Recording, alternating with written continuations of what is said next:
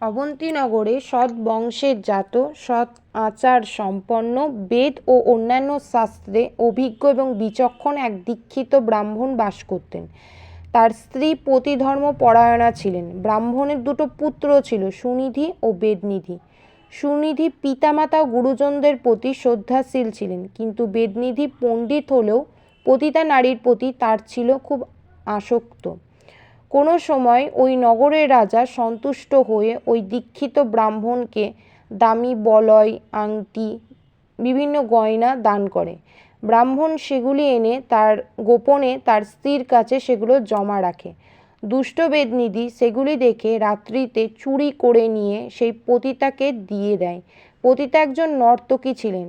একদিন যখন পতিতা রাজার কাছে নাচ দেখাতে যায়, তখন রাজা সেই অলঙ্কারগুলো দেখতে পায় এবং নর্তকীকে জিজ্ঞাসা করে। তখন নর্তকী সম্পূর্ণই মিথ্যা কথা বলে। তারপর রাজা তাকে কৌশলে জিজ্ঞাসা করায় সে সত্য বলে। তখন রাজা ব্রাহ্মণকে সেই দামি গয়নাগুলো ফেরত দেওয়ার কথা বলে। তখন ব্রাহ্মণ বাড়িতে ওই গয়না না পেয়ে রাজার কাছে যান। রাজা তখন ব্রাহ্মণকে সব বৃত্তান্ত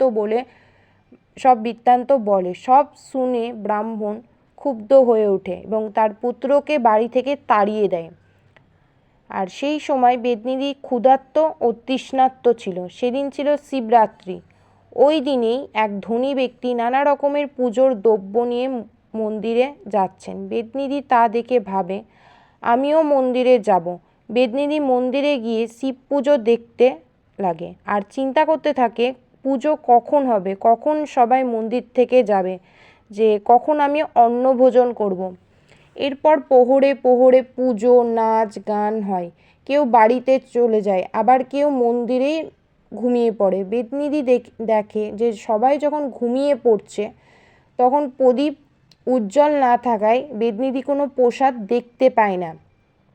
তখন বেদনিধি নিজের মাথার পাগড়িটা খুলে তার থেকে কিছুটা কাপড় নিয়ে আগুনের উজ্জ্বলতা বাড়িয়ে অন্ন, বিভিন্ন প্রসাদ নিয়ে চলে যায় সেখান থেকে। লক্ষ্য করার বিষয় যে শিবরাত্রিতে বেদনিধির শিব পূজা, দর্শন, ব্রত পালন, জাগরণও হলো। শিব বড়ই দয়ালু, তাই ব্রাহ্মণের সব কাজই শুভ ফল প্রদান করল। বেদনিধি মরে যাবার পর যমদূতেরা ও শিবদূতেরা সেখানে ছুটে আসে। যমের লোকেরা বলে, তোমরা শিবভক্ত, এখানে এলে কেন?